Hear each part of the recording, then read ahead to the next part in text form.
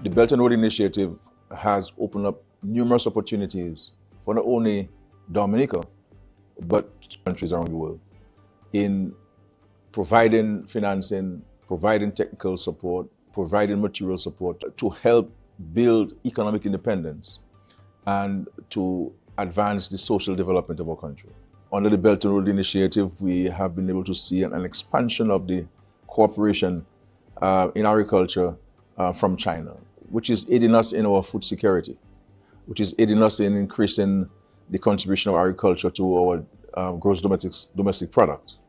and also the transfer of technology to our local farmers in order to advance the agricultural business and to see a better return on the investments.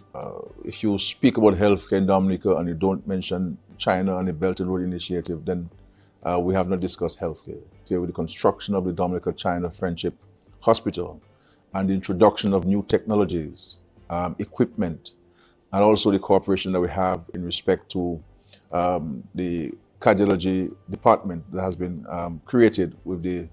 direct support of China. So we've seen a dramatic improvement in the healthcare in Dominica as a result of the Belt and Road Initiative.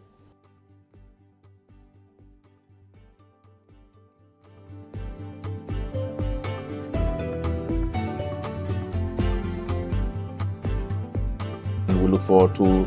the further strengthening and deepening of the bilateral relations between Dominica and China, but also to assist in us working together in addressing global issues, the advancement of peace and prosperity for the rest of the world, and so that we all in the world can live better lives. And